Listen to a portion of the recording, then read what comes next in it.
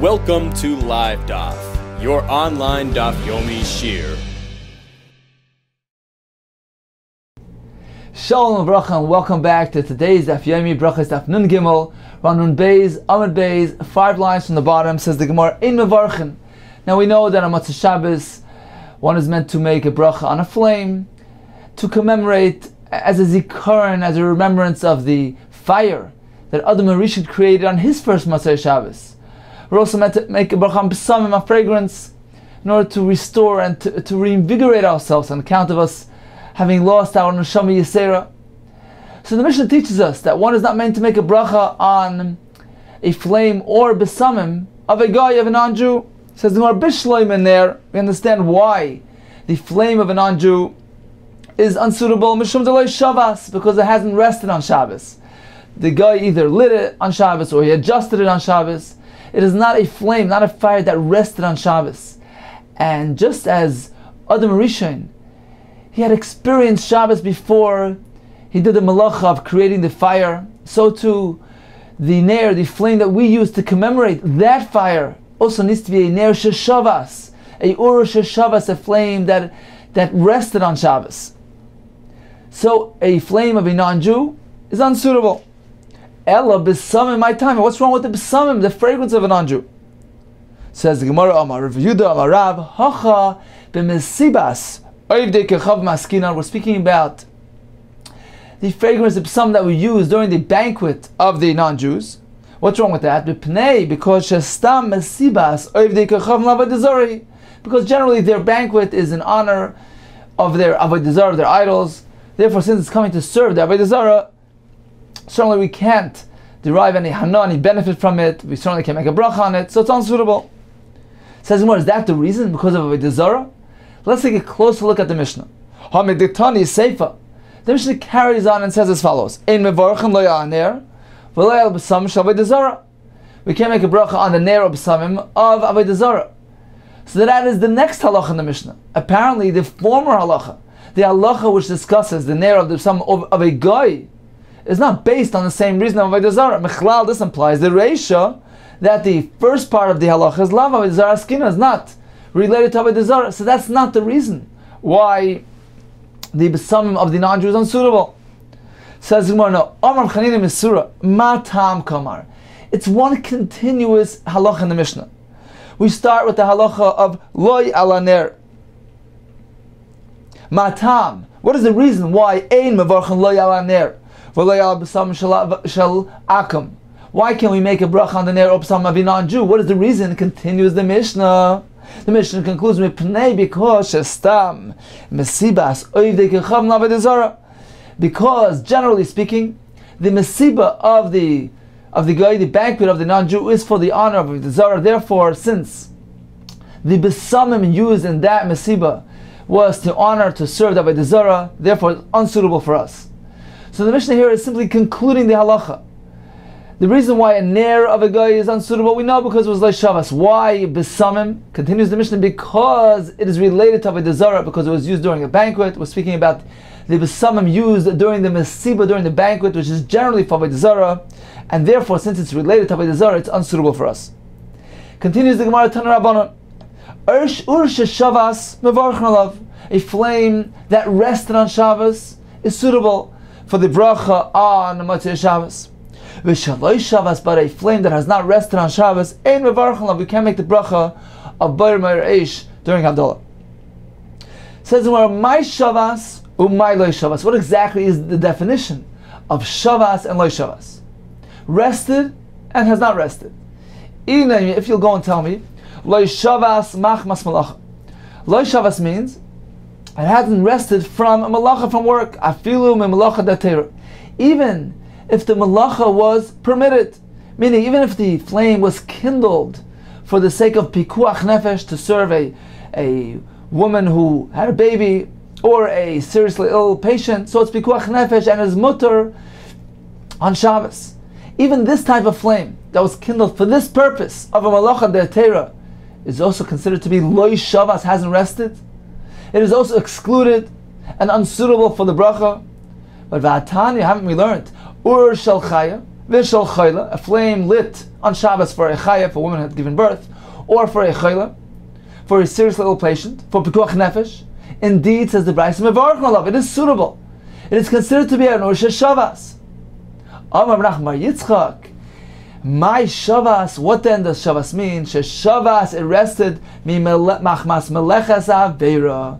It rested from a melacha of aveira, meaning if it was kindled by a Jew or even by a non-Jew on Shabbos, that is considered to be loy Shavas machmas melechas aveira, because there was a melechas aveira done to it. Even though the non-Jew is allowed to light a candle on Shabbos, but nevertheless, this act, this malacha for a Jew is considered to be a malachas avera. Therefore, this flame that was kindled on Shabbos is a loy Shavas. However, if it was kindled for the sake of pikuach nefesh, that is permitted, that is obligated.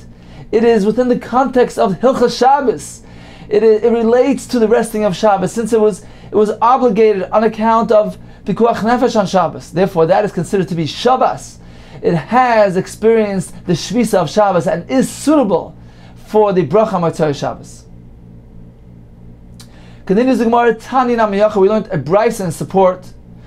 Ashashish, Shoisash, Delekes, Valeches, a lantern that was burning on the entire Shabbos. It was lit on Erev Shabbos, and it was in the home of a Yisrael, of a Jew, and burning throughout the Shabbos. Shoisash, Delekes, Valeches, Kolayim, Kulay. It was burning the entire Shabbos, but it wasn't kindled on Shabbos. In that case, it is an Ursha Shabbos, and L'motzei Shabbos, Mevarchen Aleha Amatzei Shabbos, it is suitable for the bracha. Continues the Gemara, Tana Rabbanan, Nachri Shehidlik, Mi Yisrael, if a non-Jew lights his flame from a Jewish fire, or in the reverse, Yisrael Shehidlik Mi Nachri, Yisrael lit his fire from the guy, Mevarchen Love, it is suitable for the bracha Amatzei Shabbos. However, nachri min nachri, if one nachri lit from the other nachri, ein mevarchen of it is unsuitable.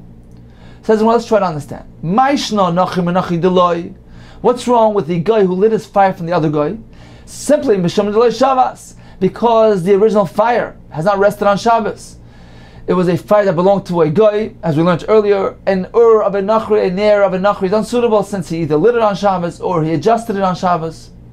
Therefore, it is a loy Shabbos. If so, says the Gemara, that even when this fire is transferred to the second Nachri, Nachri lit his fire from the first guy, the whole thing is considered to be a loy Shavas. If so, Yachi, Yisrael min Nachri nami, halei Shavas. So even in the case when the Jew takes his fire from, lights his fire from the fire of the Nachri, since the source fire is unsuitable, it is a fire that hasn't rested on Shabbos, so the entire fire is considered to be a loy Shavas. And why is it suitable for the bracha? So you'll propose and say, Hachi Surah Azalei, that the source fire, the Goyish fire that was loy Shavas, the prohibited fire, Azalei, it disappeared, it went away, it departed, it's not here anymore. This fire is a new fire. Ubiyada the Yisrael Kamisyalda, it was born in the hands of the Jew. Meaning, when the Yisrael lights his lamp from the Nachri's fire, there's nothing left of the original fire here. The entire fire that is found in the hand of the Yisrael is a new fire, a reborn fire, a recreated fire. There's nothing left of the source fire. It has a new identity, and therefore it is considered to be a suitable flame for Havdalah. If so, if that's the case, that the fire is considered to be a regenerated fire, and the new fire is continuously replacing the old fire, and has a new identity, how are you going to explain the following halacha? Ela hadasani, we learned in the Brachos. If one does the malacha of a hitzah with a flame, with a shaleves, he takes a flame from a rishus hayachid, from a private domain, carries it out to Rosh Hashanah, to a public domain. It is a malach of Eitzah, is chayiv. Says, why is he chayiv? I'm chayiv. Masha akar lo yiniach, u'masha yiniach lo akar. And we know that the malach of Eitzah involves picking up an item from one rishus and carrying it out and depositing it in the other rishus. We need akira, uprooting, picking up, and hanacha, depositing, putting down, placing down in the new rishus. If this shalheves, if this flame is constantly renewing itself, every moment it assumes a new identity, unrelated, unconnected with the previous moment. If so, the flame that he lifted from the Rishus HaYachid is here no more. This flame is an entirely new entity. So, why is he chayev? It's a different object. Again, says the Gemara, Amai chayev? Masha'aka, the flame that he lifted, lo yihiniach, is not the flame that landed in the other Rishus. Umashihiniach, and what he deposited, lo yakar, he didn't lift off the Rishus HaYachid. It's a different entity. Says the Gemara, apparently, we have to interpret things a bit differently. Elo, you must say, la'olam di surinami isay. Certainly, part of the source fire, part of the original fire is still here. Although the fire generates more, it adds to itself, but there's still some small portion here of the original fire. Therefore, that explains why it's considered to be the same object regarding the Malacha of Ha'itzah on Shabbos. Yes, this same object was lifted and deposited. If so, why, when a Yisrael lights his lamp from the Nachri's fire, can he make a bracha? Says the Gemara, the bracha will be applied at the sefta de heteru k'mevarach. It will be applied to be directed to the additional fire that came now, that was added when it was in the hands of the Yisrael. Okay, so that explains that halacha.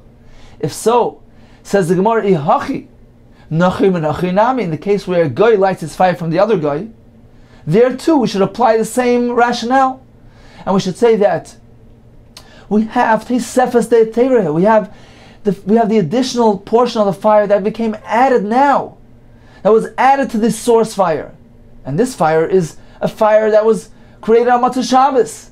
Was a fire that was Shabbos, that rested on Shabbos. Therefore, why can't we make a bracha on this fire?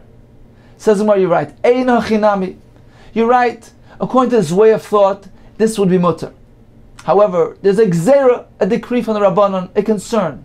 The Rabbanon disallowed this fire in the hands of the second guy who lit his fire from the first guy. Why? Gzera mishum nachri rishon va'amad rishon. Lest a person go ahead and erroneously think, just as I can make a bracha on the fire that is in the hand of this guy, so why can't I go make the bracha on the fire that is found in the hands of the original guy? And in that case, certainly it's not allowed, explains Rashi, because the Nachri Rishon, V'amud Rishon, the first pillar of fire, meaning right after Shabbos is over, there's not enough time for the fire to regenerate itself, to add more fire, to add Tesefes de Teireh. There's only the original fire which was lit on Shabbos, which is Ur Shalei Shabbos. Therefore, it's unsuitable. And the Chachamim were concerned that a person might not differentiate, might say, well, if I can make a bracha on the fire in the hands of this guy, so let me go make a bracha on the fire in the hands of the first guy. And perhaps he will make the bracha immediately after Shabbos, not even giving it enough time to add to itself. It will be strictly the original fire that was lit on Shabbos, which was Loi Shabbos. Therefore, the Chachamim said that one may not make a bracha on a fire in the hands of a Nachri who took his fire from another Nachri. However, in the case where the Yisrael took from a Nachri, or the Nachri took from Yisrael, since there's a Yisrael there, therefore this concern is not applicable.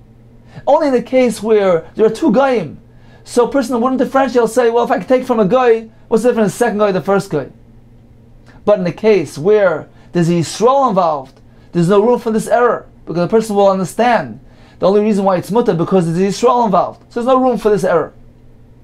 So in summary, a flame that was hoised de lekes Erev Shabbos, that was kindled on Erev Shabbos and burnt throughout the Shabbos in the home of a Yisrael, of a Jew, that has a status of a Ur Shabbos, and a bracha may be recited on it. The fire that was lit for a chaya, for a woman who gave birth, or a choyle, that too is suitable. That is considered to be an Ur Shabbos, machmas melechas avera. It was an Ur Shabbos. It rested because it rested from a Melechas Avera. There was no Melechas Avera done to it. It was kindled for the sake of a mitzvah. However, the flame of a Nachri, of a non-Jew, that certainly is unsuitable because it's Loi Shabbos. It had not rested on Shabbos. It was either kindled on Shabbos or adjusted on Shabbos.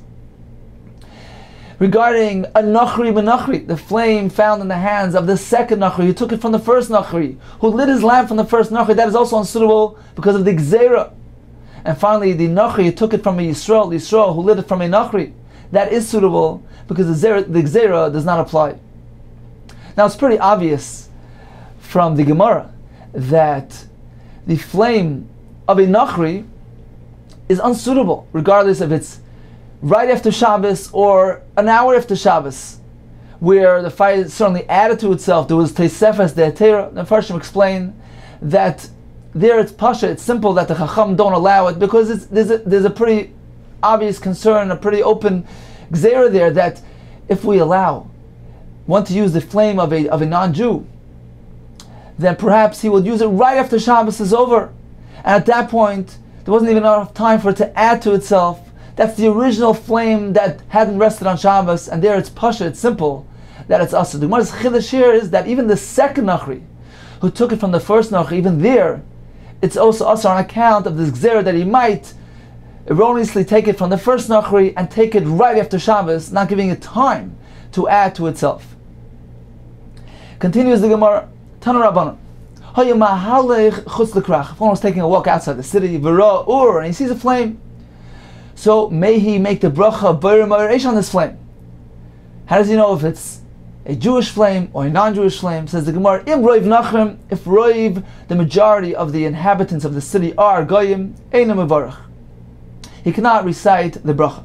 Im Roiv Yisrael, but if the majority are Yisrael, then he can assume that it is from the majority, it is from the Yisrael, and he can make the bracha Mevarach.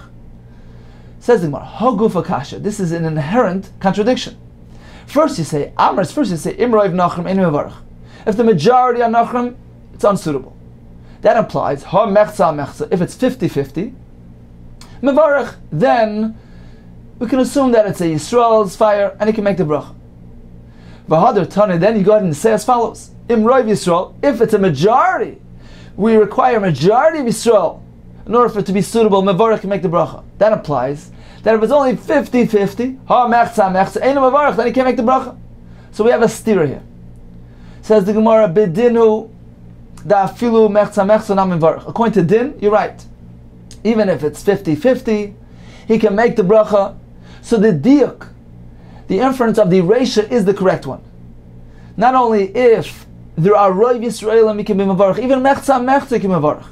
If so, why does the second part of the Brachos say specifically you need Roiv?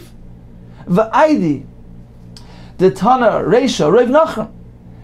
Tana Sefer Roiv Yisrael, since in the Reisha, the Brachos used the term of Roiv in regard to Goyim, Roiv Nachrim is unsuitable. Therefore, the Brachos also uses similar language in the Sefer, but really it's not really accurate. Even if it's 50-50, it's sufficient. Continues the Gemara, Tana Rabbanan, went to the Brachos. He was taking a walk outside the city. He notices a child holding a torch. He investigates. If this child is a Jewish child, it's suitable for the bracha. If it's a Goyish child, then it's unsuitable. Says Gemara, why did you have to relate the story regarding a tinok? I feel gadol nami, the same halacha will apply to an adult. Says Gemara, you're right. Amar B'Yehuda Marav. We're speaking about a specific case. It is right after Shkia, right after sunset, and a Jewish person wouldn't go ahead and pick up a candle when it has not yet really, Shabbos hasn't really departed yet, hadn't really become dark yet, it's only after sunset.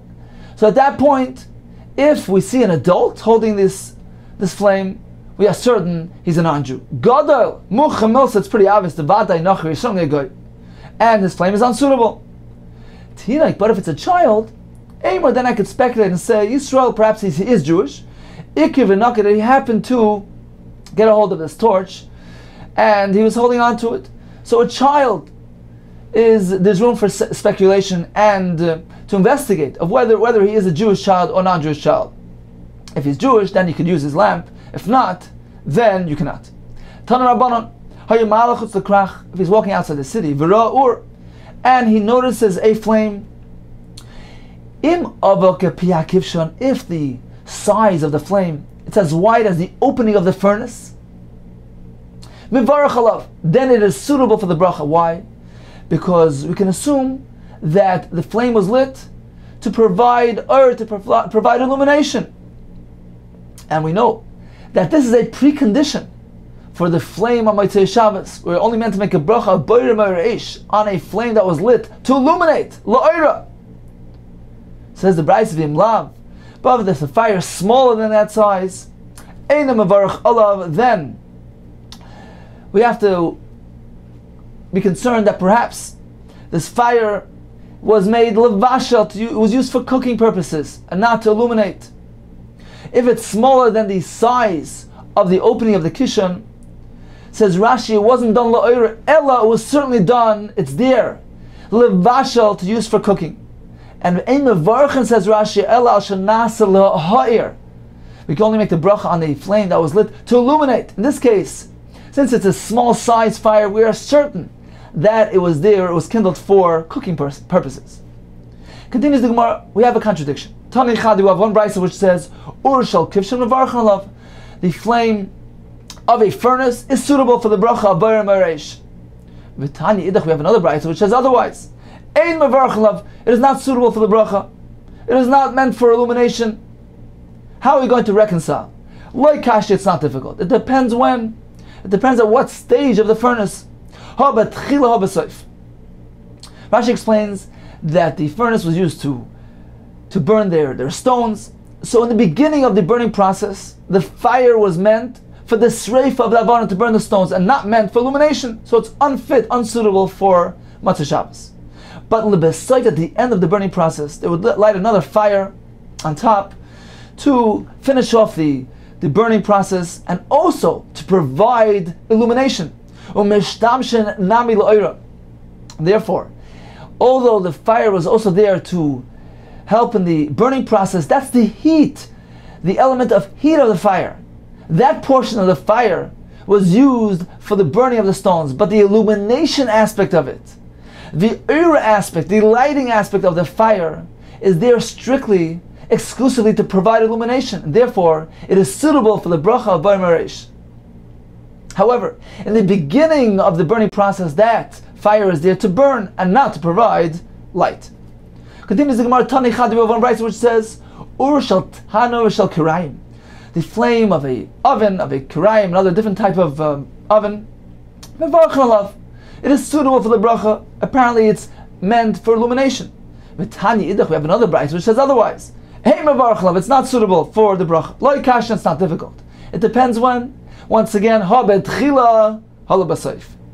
In the beginning, when they put the food in there, they put the bread in the oven, so the fire is meant to bake, not meant to provide light. But at the end of the baking process, Rashi says, once the bread is in the oven, they put some splinters at the mouth of the oven to, number one, contain the heat into the oven, and number two, to provide illumination, provide light. So once again, although it is meant also to provide heat, but that's the part of the heat. The heating portion of the fire is meant to provide, to contain the heat in the oven. But the illumination part of it, the light that it's expressing, that it's giving off, that is strictly la'oira, to provide illumination, and therefore it is suitable for the bracha on Motzei Shabbos. Continues the Gemara. Tani Chada, we have one brayso which says, Ur shel beis hakneses, v'shel beis hamedrash mevarchen alav.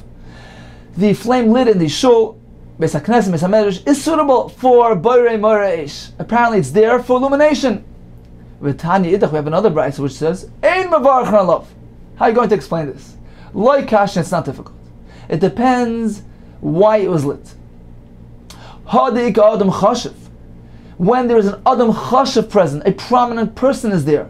In that case, although the congregants perhaps need this flame, it's dark at night, they need it for illumination, but the flame was lit to honor, l'kavod, to give honor to the Adam Chashiv.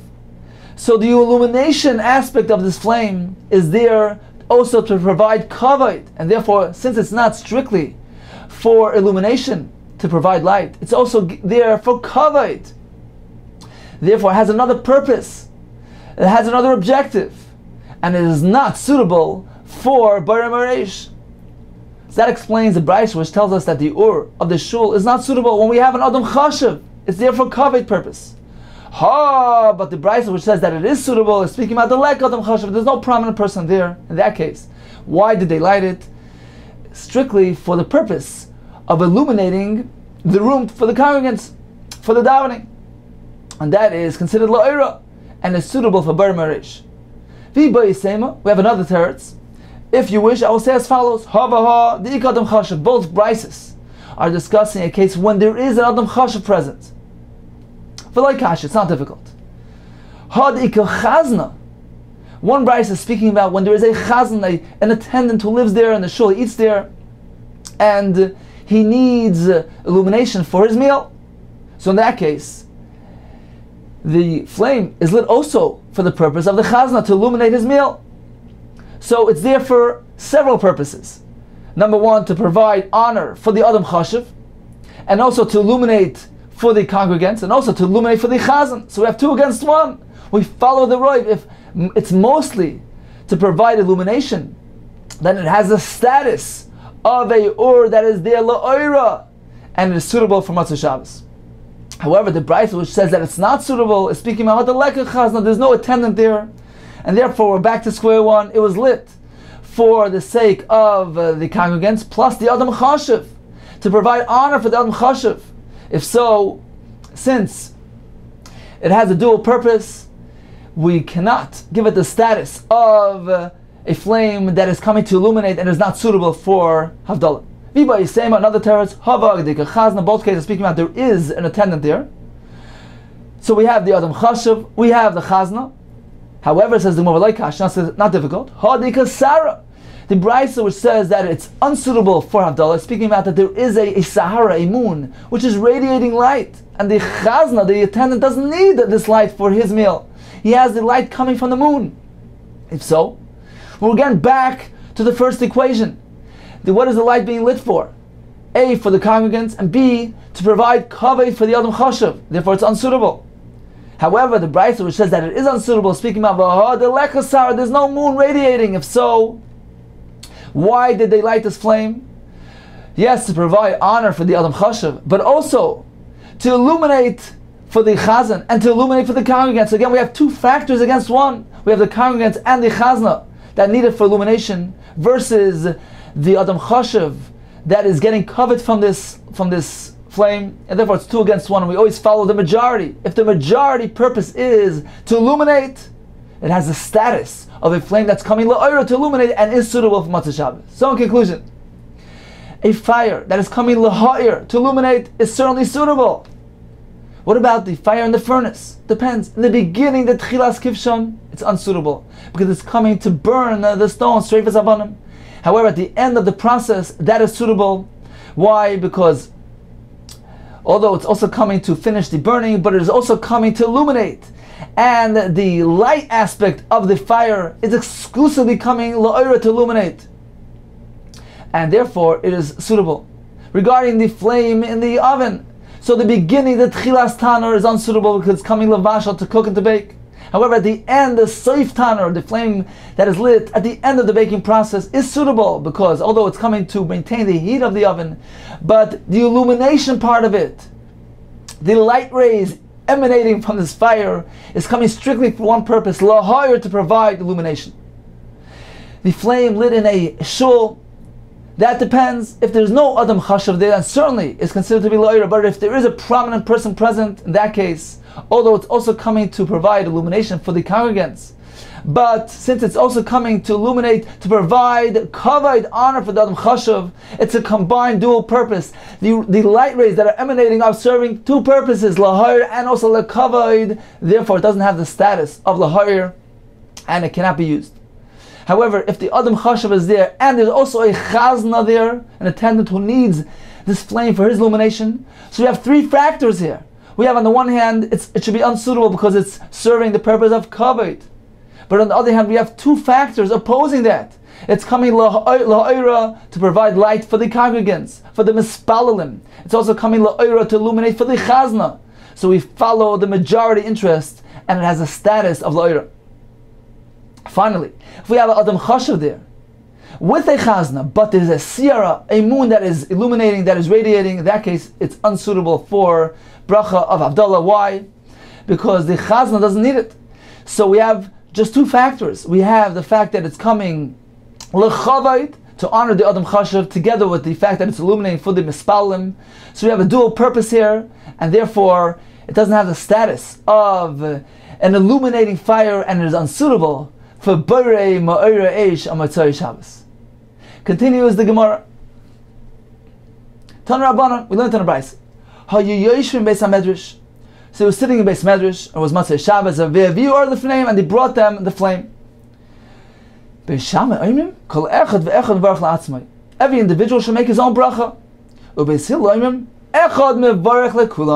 One should make the bracha on behalf of all. Why? With the multitudes of the of the people here, this is an honor. This is a hadar. This is a hadras melech, an honor to Hashem. When we all do it together in unison as one, it's a greater bracha. It has a greater significance. It says in Bishleim Beis Hillel, so we understand Beis Hillel, Mifarshe Taima, they explain the reason. Ela Beis Shammai my Taima. Why does Beis Shammai hold that they need to make their own bracha? What's wrong with making one bracha for all? It says Zimar Kasavri, they hold Mipnei Bittul Beis HaMedrash. They hold we're not meant to interrupt the learning that is going on in the Beis Medrash. They're all going to have to wait until everybody quieted down and is paying proper attention. It takes a while. It interrupts unnecessarily. Rather than do that, make your own bracha privately and minimize the interruption. So although B'roi V'am is important, but Bittul Torah takes precedence. It says more Tani Nam Yachu, we have a Brisa which teaches us a similar concept. Shel Beis Raman Gamliel, the household of Raman Gamliel, Lo Yahayu Oimri Marpei. They would not respond to one who sneezes. They would not respond to him by saying marpe, or some say asusa, health. The Beis HaMedrash, when it was in the Beis HaMedrash. Why? Mipnei Bittul Beis HaMedrash. On concern of interrupting the learning in the Beis HaMedrash. So it was the custom to respond to one who sneezes by saying marpe, asusa, health, like they say today, Tzugazant, or God bless you. And in the Beis HaMedrash they wouldn't do so, because of Bittul Beis HaMedrash. Interesting that the Gilyan Hashas on the side, Rabbi Kiva Eger brings from the Medrash of Pirkei, the Brisa of Pirkei Rabbi Lezer. What is the source for responding to one who sneezes in this manner? So he says a fascinating thing. Miyoim shenivru shemaim v'aretz. From the day of creation, lo yehoya adam chayla. A person would just simply pass away without falling ill first. He wouldn't have a full warning of the impending death. If one was walking in the road or in the marketplace, he would sneeze, the result would be, and his soul would depart through his nostrils. That was the process of dying. Until Yaakov Avinu came along, and he begged Hashem, he said, Hashem, have mercy. Don't take my soul away. Until I have time to be mitzvah my children, to instruct my children, to leave a will. Give me some sort of warning bell. And since then, the person generally falls ill. He takes ill before he passes away, so he has some sort of forewarning of what's coming. So on account of that, says the Brisa, Lefichach chayiv adolayim batishasai chayim shenepach hamam hazel oir. So on account of this, one is meant to say chayim, life or health, in order to mark the fact that this sneeze, which used to be an indication of death, is no longer that indication. As the Yam Shel Shlomo actually says that the response to one who sneezes is meant as a tefillah. You're asking Hashem as a prayer that Hashem should grant him good health and life, instead of what used to happen in the olden days when this would be an indication of impending death. Continues the Gemara, Ein mevarchen lo yal haner v'lo absam shel mesim. We cannot use the flame or fragrance used for a mace, one who deceased. Says why? My time. Ner l'kavod l'avida. A flame is there to provide honor for the mace. It's not meant for illumination. What about the besamim? La'avure reichud avidi. It's coming to remove the bad odor. So, fragrance, besamim that are not coming for the sake, for the intent of enjoying for having pleasure of the good fragrance, it's merely coming to remove a bad odor, is not suitable for the bracha of a besamim. Amar vidamarav. Kol shemoitzin lefanav bayom balayla. A person, a mace, who is prominent enough that they would bring out for him candles, whether it's by day when there's no need for illumination, it's there simply to provide honor. Kol shemoitzin lefanav bayom balayla. They would take out candles, they would light candles in front of him by day, whether it's by day or at night. In that case, certainly the point of the flame is for kavod, and therefore it's unsuitable for Havdalah. Ein mevarchen alav.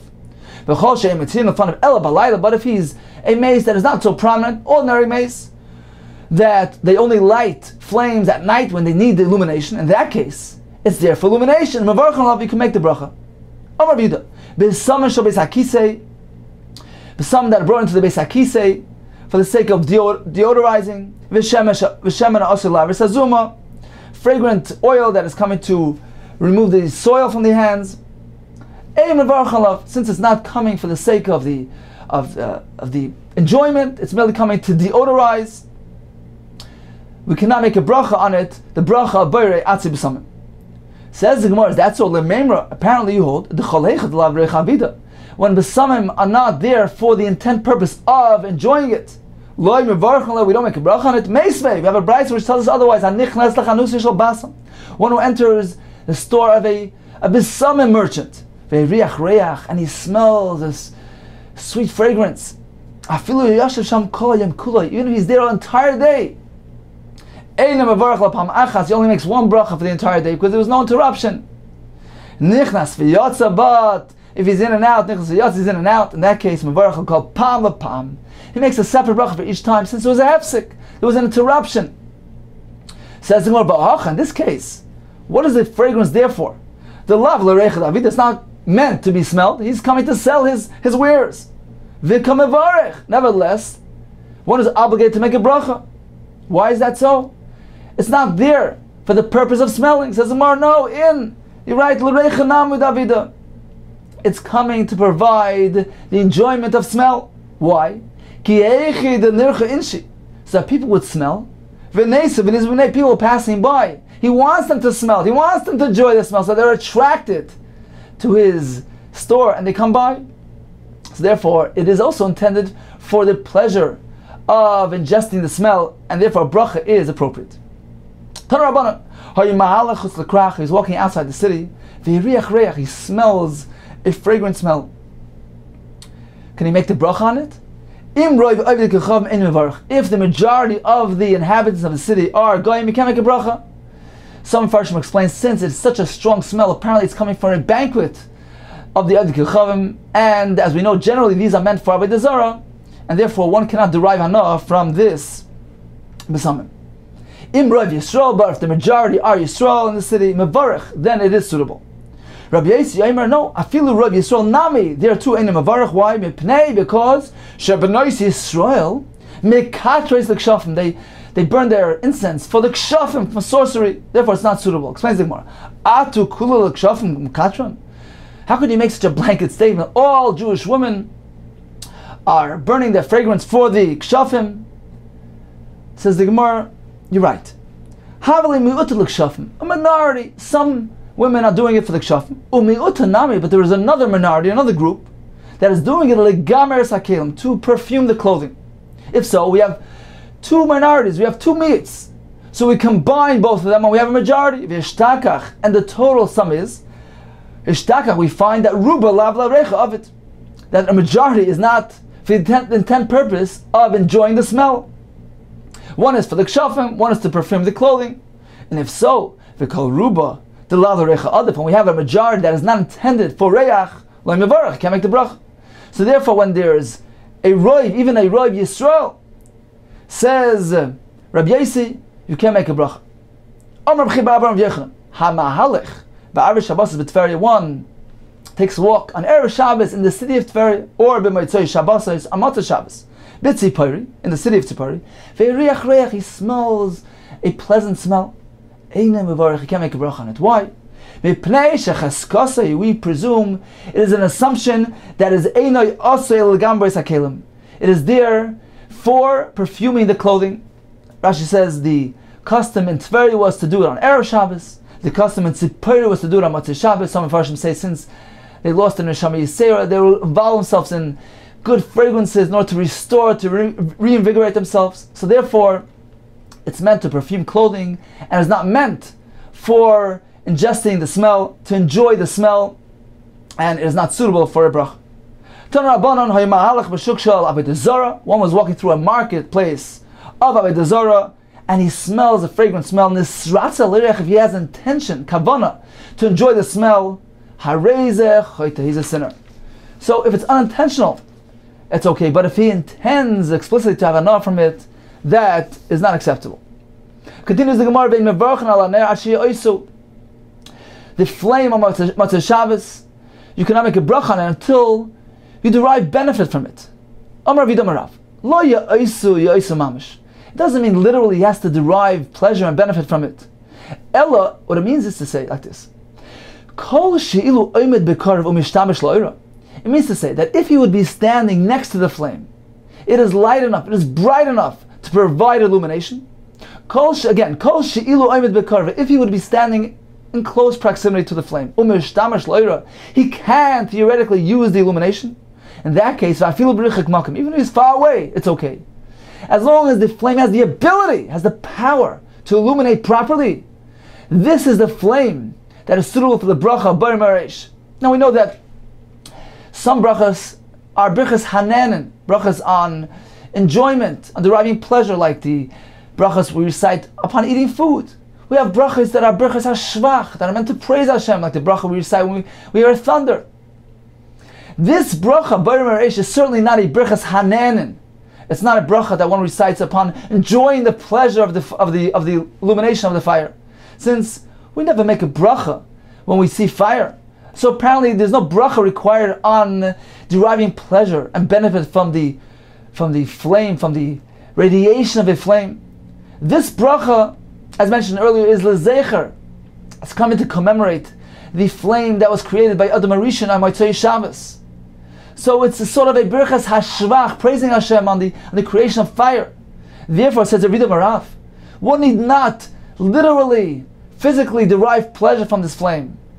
But the Mishnah means that the flame needs to provide benefit. It means that it has to be this type of flame, a strong enough, powerful enough flame that can illuminate, that does illuminate.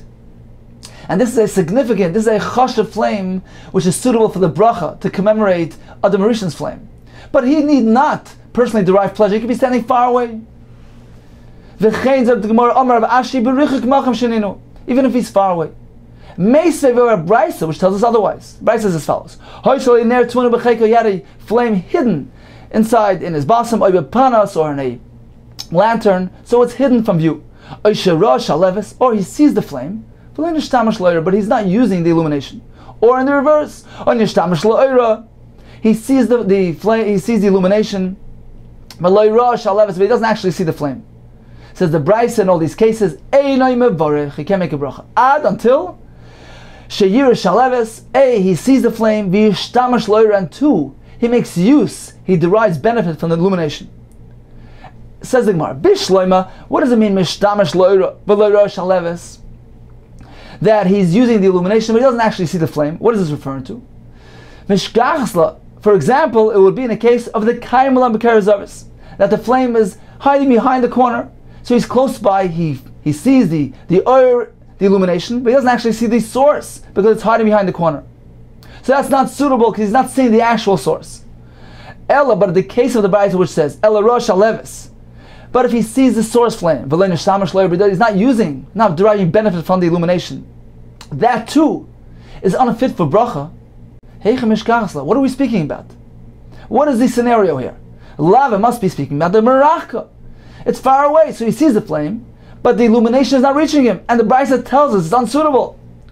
So this is a contradiction. To Rabbi Yehuda, Merav Zalach says, the Brisa is speaking about a unique case where the flame is ma'amya, it's dimming, it's weakening, it's progressively weakening. and therefore it doesn't have the power to illuminate. So there's something wrong with the flame. The flame is deficient. It can't provide illumination, and such a flame is not suitable for the bracha. But certainly, he personally need not derive pleasure and benefit from the illumination. He can be standing far away as long as the flame is suitable. It's a proper flame. It's a powerful flame that can provide illumination to one who's standing nearby. If we have whispering coals, active coals, we can make the bracha bayr maresh. But if there's dimming, we can't make a bracha on it. Says, what is the definition of a loichashos? How do you determine? This is the test.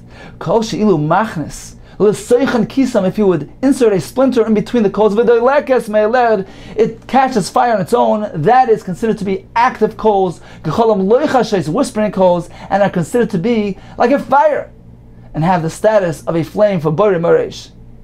Says they asked the question, a semantics question, a spelling question.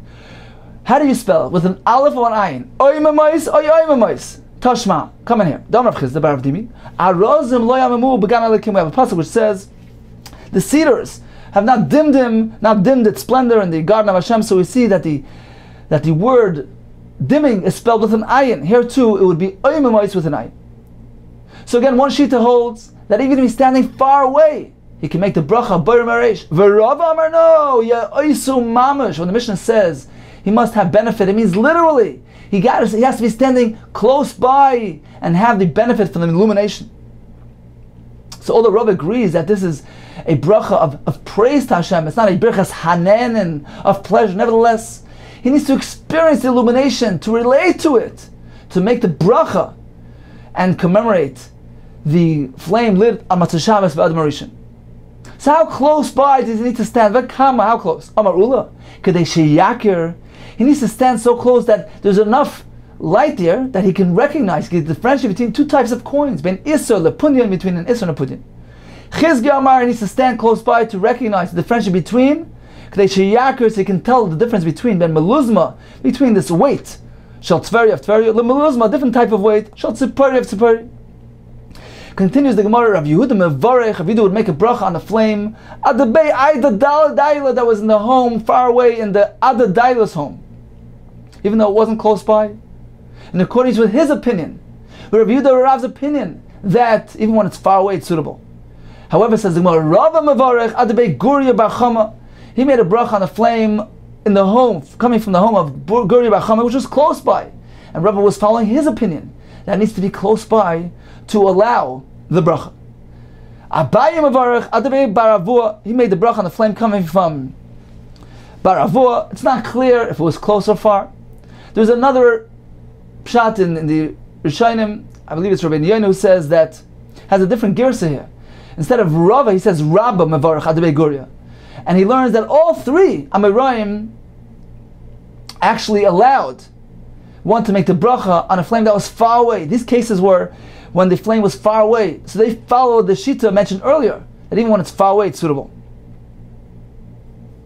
Continues the Gemara, Omar Yehuda Amarav. Ein mechazron ala or. We don't need to seek to search for a flame on Matzah Shabbos.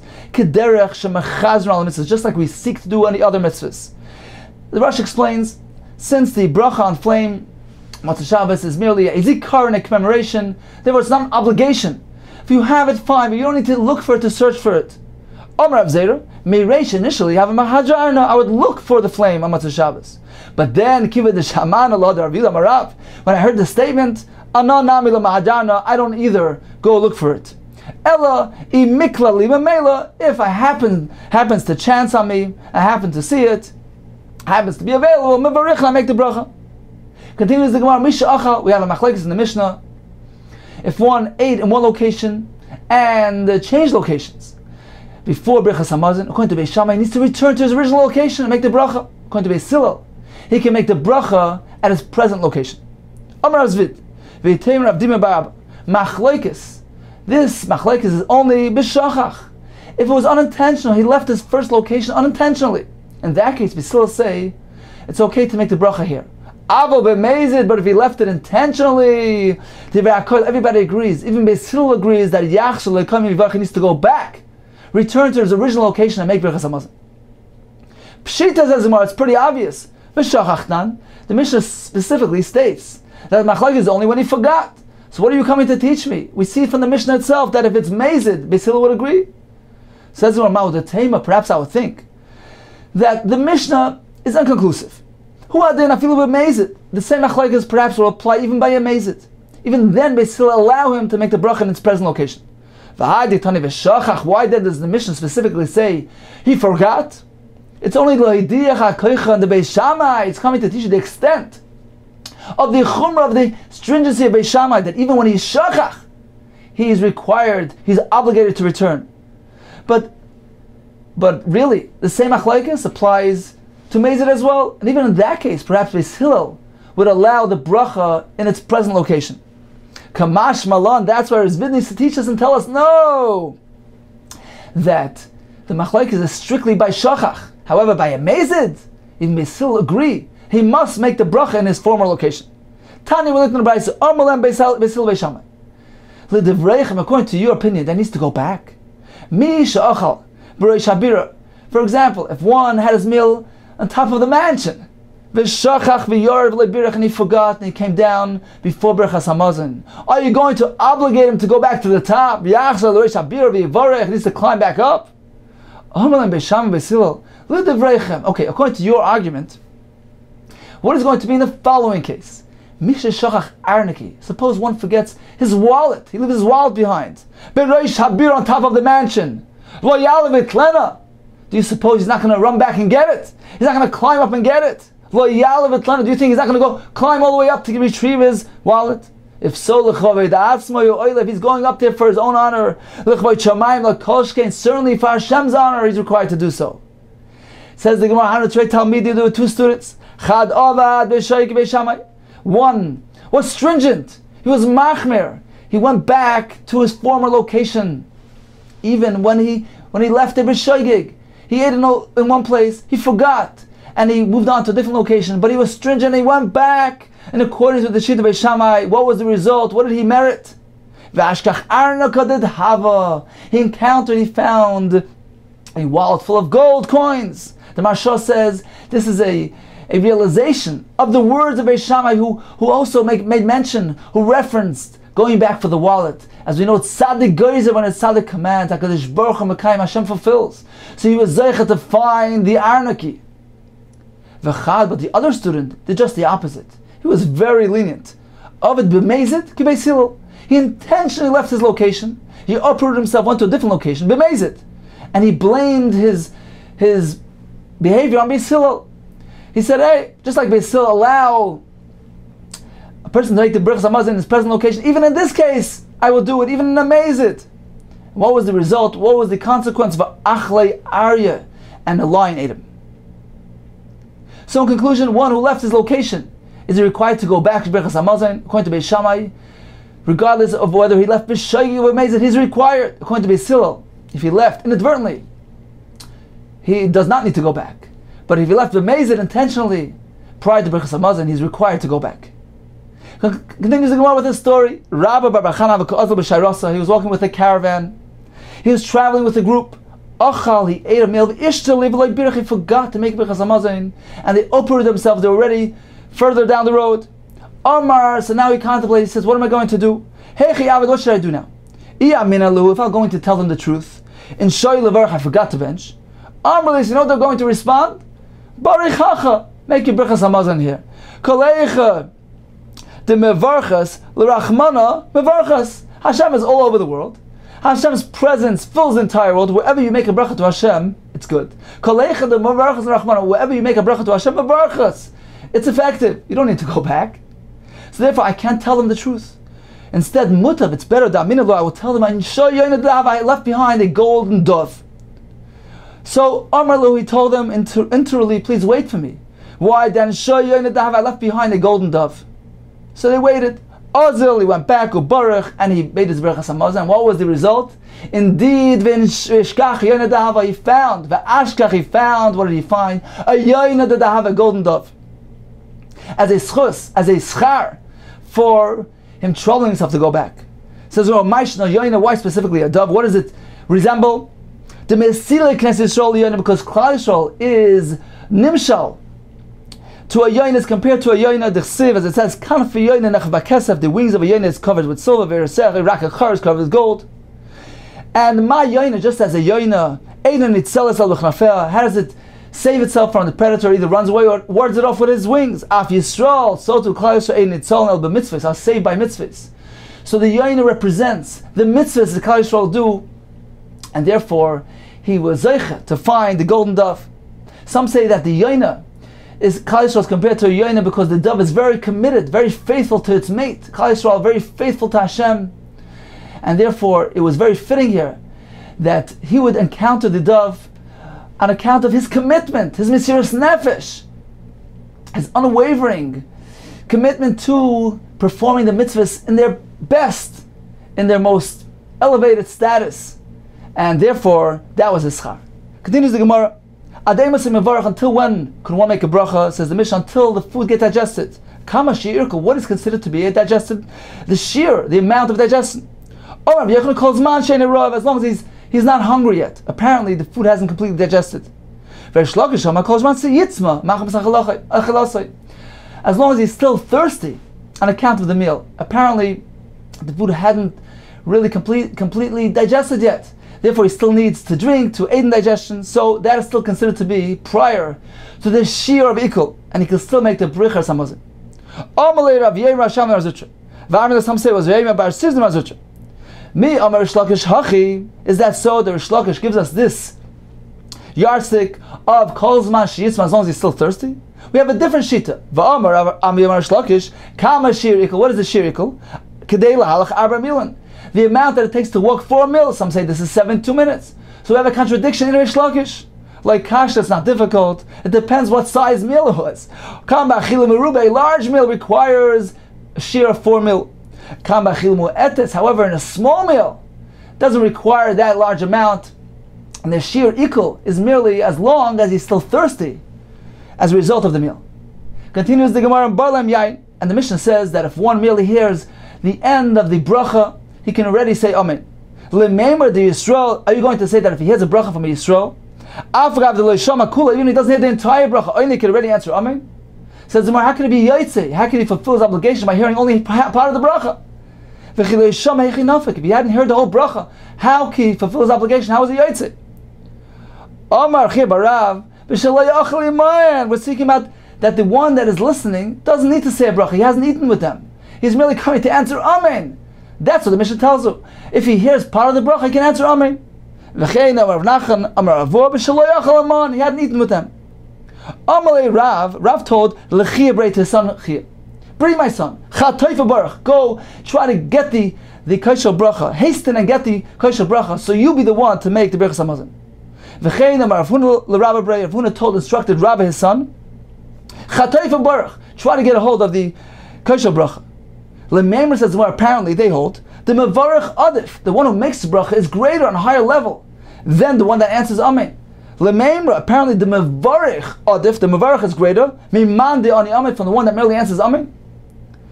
Therefore, they should go seek the kosher bracha to be the ones to make the bracha and not merely answer Amen. But haven't we learned the brayso otherwise? God Amen. The one who answers Amen is greater than the one who makes the bracha because he completes the process. Rav Rai said, Hashemayim, lashon of swearing a shvu, I'll prove it to you, Keinu. It is so that the one who answers Amen and completes the process is greater than the one that initiates it. Teita, I'll prove it to you. From a mashal, Sharei, in a war, go Yarden, the common soldiers go down and begin the war. Mizgar Muhammad, they begin to instigate the war. But who completes it? Who wins the war? The Giborim, the champions, Yarden and Natzchim. They come down and complete the war. There too, the Amen is the completion of the process. So he is greater than the one that initiates it. Says the Gemara, if so, it's a kasha. Why did they instruct their sons to be the mavarech? Apparently the mavarech is greater than the Amen. We have a brayso. Brayso says it's just the opposite. It says the Gemara Tanai, indeed it's a machlokes Tanaim. Who is greater? The Sanya, we have a brayso which says echad mavarech, mavarech v'echad da'oina Amen b'mashma. Both, the one who makes the bracha, one who answers Amen, are both included. B'mashma are included in the pasuk. Rashi brings a pasuk that discusses praising Hashem. They're both included. They both have a part in praising Hashem. Ella, but Shememarin the Mavarech, from heaven they hasten to give a reward quicker to the one who made the bracha, who initiated the process, more than the one who merely responds. So according to this shita, the mevarech, the one who initiates, is greater. According to Rabbi Yosi, the one who completes, who concludes the process, is greater. So machlekes tanoim. Shmuel is the question of Rav. Could one answer amen when he hears a bracha from children learning by the Rebbe? Amrle said no.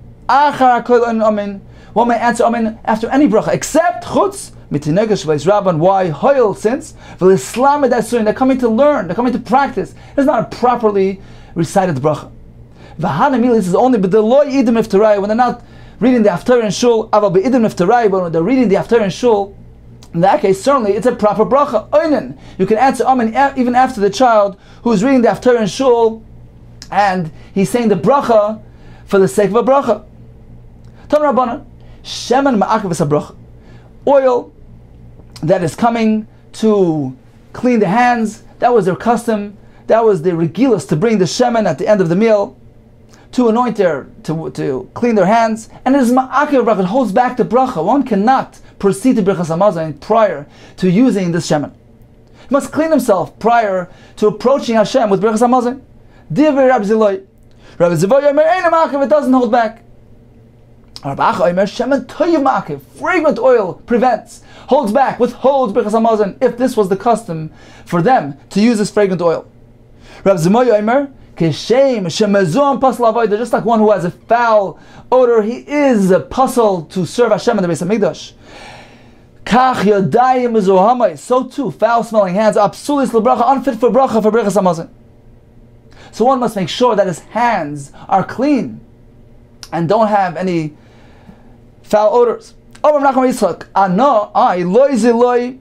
reckon with Rav Ziloi, v'loi zivoi, not with Rav Zivoi. I don't reckon with Rav Zimoi, v'loi zimoi. I don't reckon with any of these. Ella, I know my halacha from our Brais. Masnisa yadana. The Amar Vidam Rab, but some say it was Masnisa. Tana. Vizkadir, it says the pasuk Vizkadishim Visam Kedoshim. And we learn from there as follows: Vizkadish them, sanctify yourself. Elu Mayim Rishayim, referring to the Mayim Rishayim, washing your hands prior to eating. Sanctify yourself prior to approaching your meal. V'yisem Kedoshim, and you should be holy, you should be holy. Elu Mayim Achroinim. It's referring to the Mayim Achroinim, which sanctifies one in preparation for Brachos Hamazon. It cleans you, it sanctifies you, prepares you to bench properly. Ki Kadosh Ani, because I am holy. It's referring to the Hashem and the oil that's coming to clean up the hands. Ani Hashem Lekechem. Finally, this is Zu Bracha. This is the Brachos Hamazon, which is meant to be recited only after one proceeds through this process, cleanses himself, prepares himself properly. The Kedusha for Brachos Hamazon. Hadron Lach Elu Dvarim.